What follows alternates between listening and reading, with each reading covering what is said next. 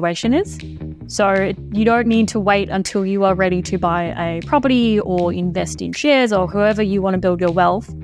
You can work on your skill development and building your financial confidence regardless of the economy, regardless of your financial situation. That's what you can consistently be working on and feeling like you are building something towards your financial future that is not necessarily monetary in that point of time, like you're still working towards it.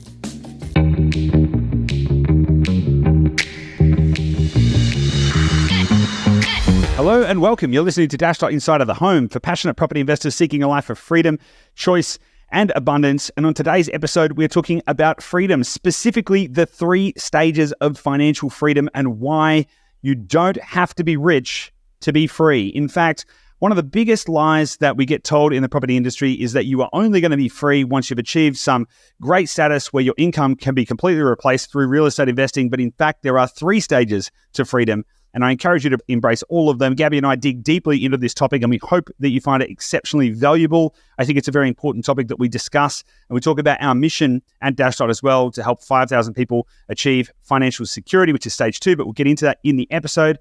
But before we get stuck into it, I'm pretty happy with the content in this episode, and I think you will be too. So my only request is that you share this with someone that you think is going to find it valuable, so it's going to help someone. If you do that, I'll be forever grateful. So without any further ado, let's get stuck right into it, and I'll see you on the inside. Welcome back to Dash Insider. Gabi and I are here with you today to talk about a very exciting topic, the 3 stages of financial freedom. But first, before we get stuck into that, Gabi, how are you? I'm fabulous as always. How are you? Wonderful, thanks. As we record this, it is a Saturday, and I've got to say, I'm a little fatigued, but thankfully, got a nice little cup of Joe here ready to go, ready to rock and roll. We're fueled with the caffeine, aren't we? Exactly. But I'm excited about this topic. I really, really am. I've been thinking about this a lot lately, and yeah, it's been a topic that I've been ruminating on for some time. It's like, what allows any individual to be free? And I think that there's this belief and this kind of understanding or idea that in order to attain financial freedom, you must get to a point where you've got assets that you can basically replace your income, right?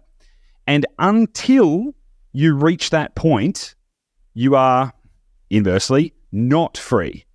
So it's kind of like this idea that you can't be free until you have hit some quite specific and also quite large milestone. But I actually just don't think that that is true. And so I got to thinking about it, and I've kind of like started to think through 3 phases. Before we get into it though, Gabi, is there anything you want to kind of do to set this up a little bit better? I think part of why we decided to talk about this, right, is because we actually, this past week, we had our trimester-based team day at Dash, right? Dash Insider, let's get a little bit insider. We had the team days this week where we just, our whole team, there's about 60 or so on the team at the moment. You actually started pulling on this because we were talking about our clients. We talk about our clients quite a lot. And you started pulling on this thread and talking about these 3 different stages of financial freedom. And the team were like, so many people need to understand this better because a lot of people come on board and, a lot of people think about building wealth, but they think about it in a specific way. And then they think that they're in some way not free. They think that they're trapped until they get to a certain stage. So that's kind of why we wanted to pull on this thread today. Yeah, and I'll take that a little step further. The reason we started having that conversation with the team is because, in fact, our mission is to help 5,000 people achieve financial security by 2033. And so then it's like, well, what does financial security mean? And where does that sit within the ecosystem of freedom? Does that mean like financially independent? Or like, what is that? What is financial security and how can we define that? And yeah, so it was a really, really interesting topic for us to tease out. And so that's our goal as an organization. That's our mission, is to help 5,000 people achieve financial security, which is phase 2. That's the second stage of financial freedom. And the big giving it away. Yeah, well, I know, but it's fine because we'll get into describing what all of this stuff is and we'll go into detail. Because what's most interesting to me though is what these different stages can do. So why don't we just get stuck right into it and we'll start talking through the Let's concepts. do that. Yeah. Okay. Cool. So the big idea is that there's 3 stages of financial freedom. Financial freedom is an overarching umbrella which has 3 specifically different stages in it, and those stages are financial confidence, financial security, and financial independence. Now, the first stage is pretty interesting because it actually doesn't require you to have any investments or assets other than yourself.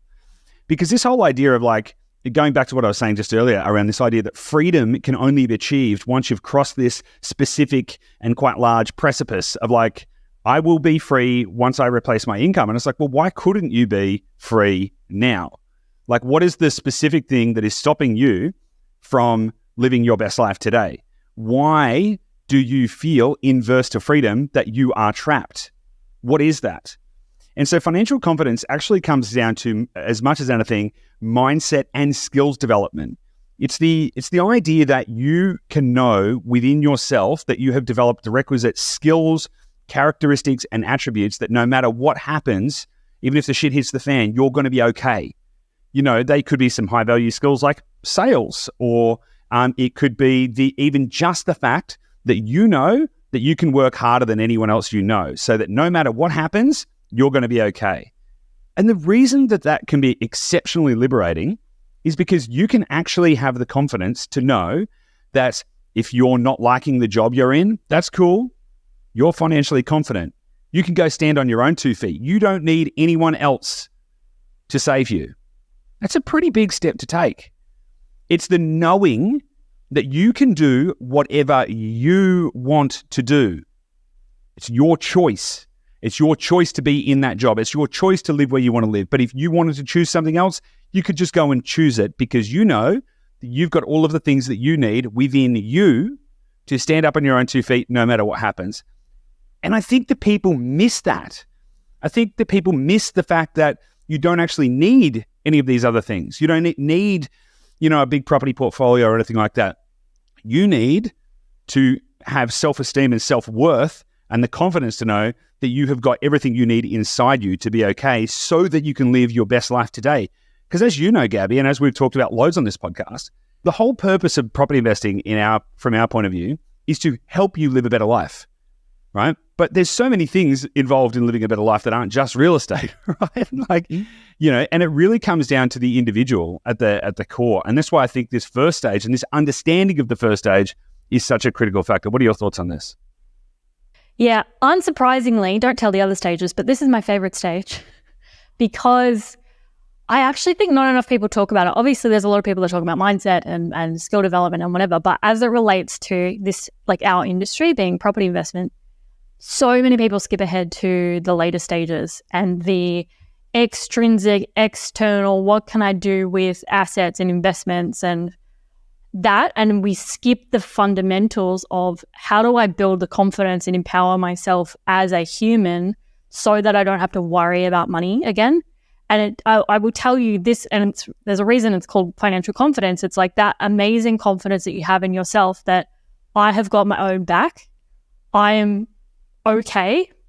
The extrinsic stuff, the external things, the amazing wealth that I can build, that's awesome on top. But at the core, if everything turns upside down, I'm going to be okay. And that comes back to, like you were saying, the skill development, and it's the building of yourself as an asset and investing in yourself first that you really need to start with early before you jump to like, okay, what property am I going to buy? Which suburb am I looking at? Just figuring out what skills do I need to have to just be confident and feel empowered and safe in myself. Totally. 100% agree with that, because from that platform, then you can build all of the other stuff. And you may actually find, in fact, that you don't even, there's no rush to get to the other stages. Because what I tend to see, particularly with a lot of property investors, and particularly because, as you pointed out, so many people in the space jump to the final step. They say, you will only be valuable, you will only be classified as having success once you've achieved stage 3, financial independence. And until then, you're just, on the journey. It's like, well, what if you, hang on a second, what if the narrative was different? And what if you realized Maybe you're 25, maybe you're 35, maybe you're 45. And maybe, what if you just realized that you were probably okay? That if the shit hit the fan and everything turned upside down, you can just go do what you want. And you may have I would hazard a guess that most people have developed some skills in their life that are transferable, that they could go and apply almost anywhere in the world. Failing that, if you don't, then all you need to do is work on your resilience to know that you can work hard. Because if you can work hard, show commitment and discipline, you will never be jobless. Now, it's important to note that you are still going to be working in a job. You're going to be doing something to generate an income at this stage. But it can also be the most liberating when you realize that you can have everything you want without having to cross these other hurdles. And then from that base, you can say, okay, now I am making conscious decisions about my life so that I can progress to stage 2, then to stage 3, at a time and a pace that is aligned with me living my best life. Because if all you are trying to do is achieve stage 3, you may actually give up and sacrifice the things that make your life happy today. And that, to me, doesn't seem like it makes a lot of sense. Now, don't get me wrong. Financial independence, having the opportunity to never have to work for an active income again, and we'll get to that stage in a minute, great outcome. But you don't need that to be free. And so I think it's a fantastic foundation on which to build your pathway to wealth so that you can build from a place of growth and a place of confidence rather than a place of fear and lack, thinking that you have to get to there in order to get the thing you want. Does that make sense? Yep. The final thing I want to say on that is also you can work towards this stage in building your financial confidence no matter what your situation is. So you don't need to wait until you are ready to buy a property or invest in shares or however you want to build your wealth. You can work on your skill development and building your financial confidence regardless of the economy, regardless of your financial situation. That's what you can consistently be working on and feeling like you are building something towards your financial future that is not necessarily monetary in that point of time. Like you're still working towards it. Yeah, I love that. Yeah, there's almost no barrier to entry. Like if you can read a book, if you can listen to podcasts, if you can do any of these, if you can like practice discipline, like these are all things which are not necessarily no cost. Like in order to listen to podcasts, you probably need a device, to be able to access. They're not no cost, but they're very low cost. The barrier to entry is pretty low. And which means that almost anyone can get to a place where they can start to design their life and live their best life, which is really, really cool. So that leads us on to the next stage, which is financial security. So in this stage, and this is actually, I think, one of the best things that we can help our clients to do, is to get to a stage where they've developed enough assets to know that if the shit were to hit the fan, they've got a fallback, which is awesome. Now, this thinking sort of came about because what we noticed with our clients is that going from 0 to 1 investment properties is a huge transformation. It's like there's a shift in belief systems around what is possible. So that is massive. But we typically tend to see that once clients get to about 4 or 5 properties, it's in that kind of range, there's a big shift, an unlock happens, a complete transition of their worldview, because all of a sudden they know that no matter what happens, they're going to be okay. We often refer to that as hitting save. People might have heard that on the podcast before. And that typically happens around property 4 or property 5. Now, to be clear, then none of those people have achieved, very few of those people would likely have achieved financial independence, as in their income from the assets are going to be paying for their lifestyle, so they don't have to work again. But what it does do is gives them a base so that probably if they do nothing else for the rest of their life, they'll probably be totally fine in retirement. It also means that they've put in the work and they've got to a certain point of asset value, equity value, like security, where they can go, okay, now I'm going to go live my life because I've got assets working for me. I'm not working for the assets. And so we've had some, great stories of that. So Amanda and Will were a couple of clients of ours who did that exact same thing. They got to 5 properties, if I remember correctly, Gabi, their goal was to travel the world and to go and, hike the Pacific Crest Trail and do all this kind of stuff. They got to 5 properties before, I can't even remember how old they were, mid-20s, before, younger than 30, got to 5 properties, bang, off, because they know they've locked in their future. They're sweet. So now they can choose the jobs that they want, not the jobs that pay them the most. They can choose to live where they want. They can start to really shift these things, which again, you can do all that kind of stuff with financial confidence, stage 1, but this gives them a newfound sense of security to know that everything's going to be okay. And an interesting way to think about this, by the way, is not necessarily number of properties, but it's to think about what level of security do your assets afford you, which is interesting. And this is like, I was really chewing on this. You and I recently went on a holiday, Gabi, and this was one of the things that I was ruminating on for some time whilst I was in one of my big thinking sessions. But the way to think about this, or a way to think about this, let me rephrase that. A way to think about this could be something like, if the equity value in your assets is enough that it can cover at least 1 year of your income if you were to fully liquidate them, so that would be like after any selling costs if it was real estate, or more, then you're probably in a pretty good position, because then you could know that if the shit hit the fan, you could sell all your assets, not that that would necessarily be a desired outcome, and you could be okay for a year or more, or 2, maybe it's 2 years for you, or maybe it's 3 years for you. Like, everyone's security is subjective. And the interesting thing with this as well is that it also brings into the case that it could be in real estate. Real estate's probably the best way to do this. It's the fastest way to grow your wealth. All of it's so much better than any other asset class, in my opinion. But it could also be shares. It could also be if you've got equity in a business, but only if you actually are able to sell that. Because a lot of people have equity in a business and they're not actually able to sell it. But let's just say you were working for a publicly traded company, right? And you had options and you were able to liquidate those at a time of your choosing, then potentially that could also be a basis for security as well.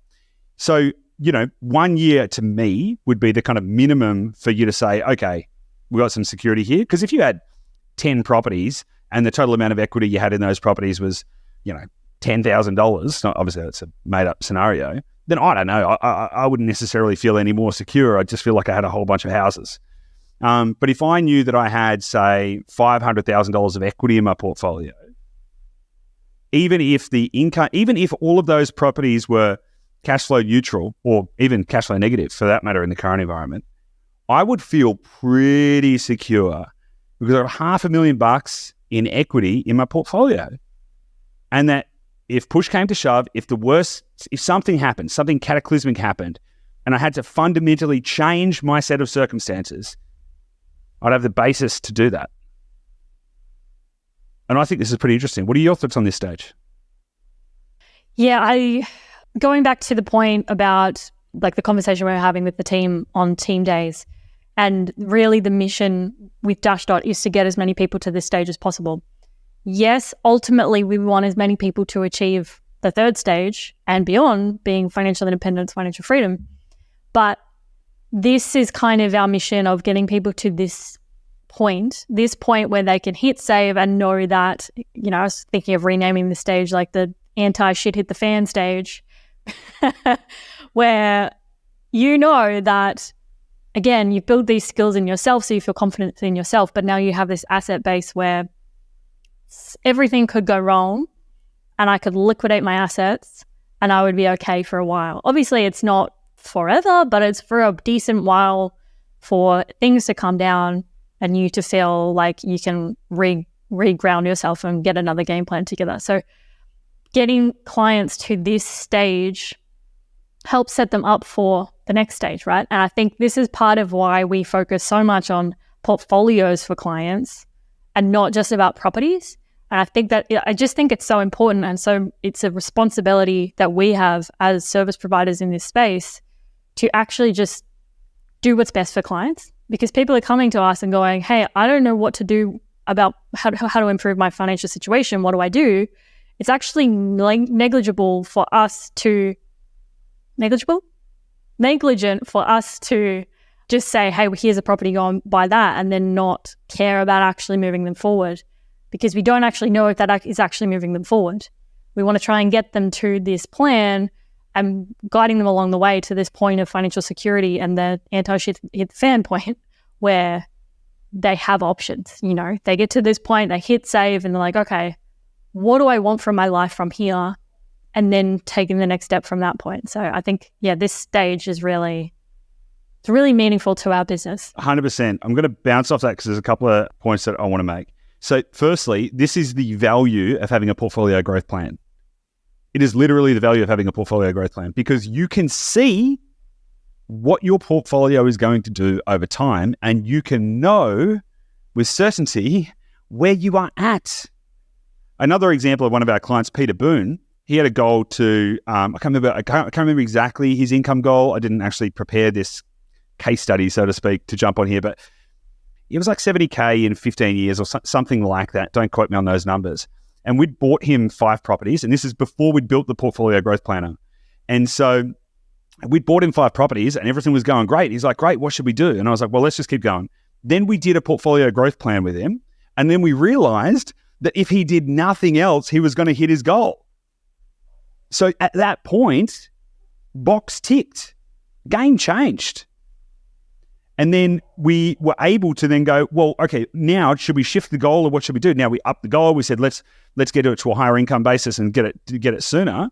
And so that was really, really exciting to be able to see that. And that's actually the value of having a plan. And we see this all the time with people who have a plan versus people who don't have a plan. One, they're more confident, and 2, they're far more secure because they know what they're doing. But the other thing I want to point out about this stage is, again, a lot of people think that, they're not successful in real estate till they get to the financial independence number. But I'm not going to reveal any names around this, but I recently heard a story of somebody who'd built a property portfolio and certainly had not achieved financial independence, but they had a few properties. I think it was like, let's say 4 properties or something like that, which is about the hit save kind of number. And then their partner got cancer. And they were able to liquidate the portfolio and spend a few years focusing on the things that mattered. Happy to say there was a recovery, so this isn't a tragic story, right? But it gave them as a family the capability to go, this is more important right now. And if that isn't freedom, I don't know what is. Now, they are now back at work, building up their property portfolio again, doing all of that kind of stuff. But that is the kind of thing that security, financial security, is going to give you, that capability to focus on what matters most when it matters most. And of course, none of us ever want a situation like that to happen. And so in a far better scenario, you're just setting yourself up for a happy retirement. Yahoo. But this is the kind of thing that you can do when you've got the basis built up. And that's why I think it's so important to get to this place where you've got security. It's in fact, like, obviously, again, financial independence, fantastic goal. But the point here is that you unlock so many choices in your life before you get to that point. Financial confidence, you can choose to live however you want. Financial security ups that game, gives you even more optionality, more freedom, more security because you know that you've set yourself up. And worst case thing, if the worst case scenario happened, you know that you can go and deal with that because you've got yourself set up, which is wild. Yeah. I mean, imagine dealing with that situation, and this is what majority of people, this is how it happens for the majority of people, but going through that situation and not having financial security, that's just the worst possible scenario that you can imagine being in as a human. So it's just, and I don't think people realize just how important building your own financial situation is, because you're not going to earn your way to that point in just a job and not investing otherwise. It's just not going to happen. So if you don't take this stuff seriously and work towards this financial security and then financial independence, you're just not going, something, for most people, something tragic happens in their life to either themselves or to someone they love. Like something happens within the 80, 90 years that we're on this planet. Something dramatic is going to happen, and you want to be in a situation where when that happens, you have options, you have choice, you have things that you can liquidate, you have assets that you can use to benefit your life and to spend your time how you want to. And it starts with getting this stuff right first. Like, you need to take it seriously. You can't earn your way to these points. Yeah, bingo. Yeah, you can't save your way to wealth. It's just a fact. You just can't do it. And so looping this back, so financial security is about building up enough assets so that you've got a base. Now, this is not income replacement, right? This is not income. You may be deriving some surplus or, peripheral income from these assets, but it's not the specific outcome that you're seeking. What you're actually looking at is how much wealth have I created? Have I created enough wealth that either A, I can just let time and compounding do its work and I'm going to be totally sweet later on in life, or B, if a worst case scenario situation happened and I needed to, could I liquidate those assets to give me what I need in my life to give me this freedom? A year, 2 years, 3 years, 5 years, whatever that looks like to you is a great basis to be. And getting to financial security is a huge step that can transform the lives of people everywhere, which is why that's our mission, is to help as many people as possible, obviously get to this stage of financial security. Which leads us on to the final stage, which is financial independence. And I think we've kind of touched on it here, but financial independence, that's the stage where your assets produce enough income, residual income, that you never have to work a job ever again. That's the idea. Now, the interesting thing here is that this is a variable outcome because depending on your cost of living will depend on what your financial independence number is. Because if your household expenses per year are $250,000, you're going to need a hell of a lot more assets to cover that off than someone whose cost of living is $60,000 a year. But here is the interesting thing that people don't think about. They actually don't think about what the outcome would be if they didn't have to work. For example, let's say someone's currently living in Sydney and they're working in a professional services job and they're earning, $200,000 a year, and their household living expenses with their kids and everything like that, and the car and everything like that the fact they've got to live in Sydney to get to it. Maybe their cost of living is $150,000 a year, right? Or maybe their household income is like two incomes, and they're doing $350,000 a year, and their household and their expenses are like $250,000 a year. The thing is, if they didn't have to work in Sydney and they didn't have all those peripheral expenses, they could change the cost of living pretty quickly. Maybe they could move somewhere else. Maybe they could move to a little beach town. Maybe they could move overseas. And so this idea of financial independence actually needs to be anchored against also what is the specific lifestyle going to look like once you've achieved that number, because it probably isn't going to be as expensive as it is now. And so we actually have a formula for that. I've changed it. I've tweaked it a little bit, Gabi. We used to call it minimum viable life, right? But I thought that sounded a little dry. Like, nobody wants to have minimum viable life. And the reason we called it that is because we leveraged off a phrase in tech called minimum viable product. I shifted a little bit to minimum viable freedom, which I thought is a better way for us to think, a little bit of a better way for us to think about it. So here is how the minimum viable freedom formula works. It is basically your current living expenses minus any direct work-related expenses. So that could include the fact that you need to live in a certain city to suit your work, right? But it could also include the second car that you need to have so that you can get to the office and somebody else can pick up the kids, or anything that would not need to exist in a stage where you didn't have to work again. So it's your current living expenses minus any direct work-related expenses times the average annual inflation to the power of years to goal. Now, that might sound like a little bit of a complicated formula, but it's basically like if the average annual inflation, not this year's inflation, but if the average annual inflation is 3%, and so let's just do some maths together for those playing at home. Let's just, for example, say that your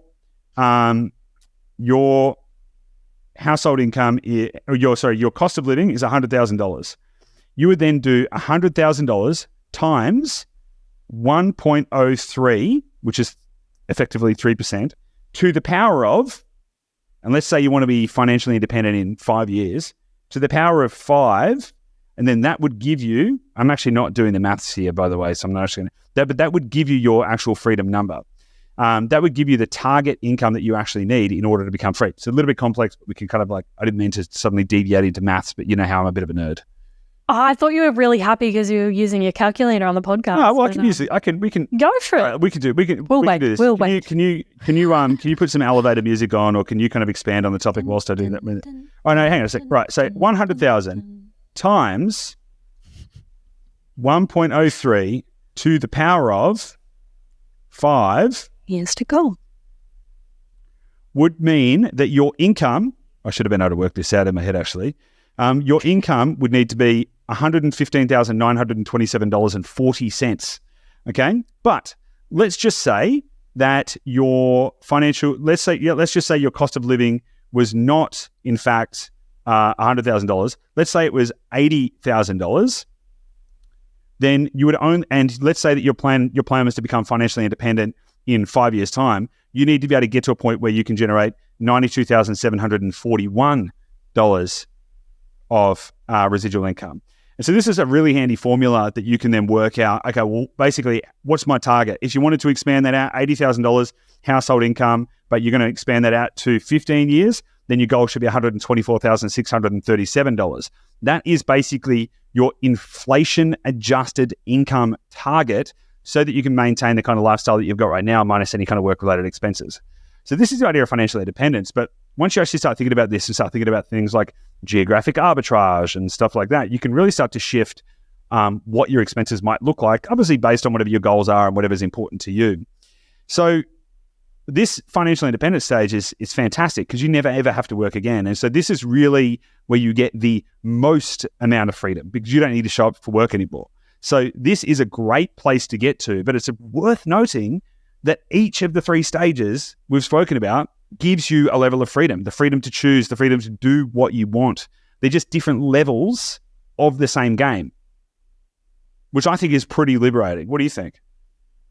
Yeah, I think it's cool. And again, part of why we wanted to really break it down on the podcast was not enough people see it this way. People just shoot for that financial independence, replace my income, have a whole bunch of equity, wealth, whatever that looks like, and not realizing that there's 2 important stages kind of before that you can work towards and feel like you're making progress because you are making progress. It's not just like, so you feel like you're making progress. You are making progress. And just realizing that like, okay, I'm at this stage now. I'm working towards my financial security. So I've just got that, like, I can just hit save, not have to worry. I can breathe a little bit and then I can work towards replacing my income. Like breaking it down this way, I think will help a lot of people, hopefully. Yeah, totally. I 100% agree. Financial confidence gives you the freedom to choose. Yeah, you're the master of your own ship. You get to decide because you can stand on your own 2 feet, a sovereign individual. Financial security gives you the freedom to follow your passions because rather than staying in a job just for the purposes of making money, you could actually say, okay, now that I've got myself a base and I'm okay, I've locked in my potential, what do I really want to do? Do I want to try and make money as an artist, or what can I do? What can I do instead that is going to be me following my passions? So the first one is freedom to choose. The second one is freedom to follow your passions. And the third stage, financial independence, is the freedom to live life on your own terms. But they're all stepping stones, which I think is very, very exciting because it's not just about chasing the end goal. It's not just about saying, well, I will only be free when I get to the end of stage 3. It's like you got stages of freedom along the way. And that, I think, is a journey worth acknowledging.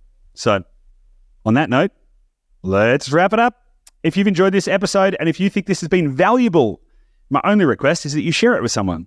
You don't have to do anything. Please. You don't have to, you can subscribe if you want. That'd be cool. But you know what would be way more valuable to us? What would matter really more to us is if you shared it with someone. Think of someone who you know could benefit from this information and from these ideas and share it with them so that they can learn about this kind of stuff too, because our goal really is to help as many people as possible. Gabi, nice to be chatting with you again. You too. And we'll see you on the next episode. Bye.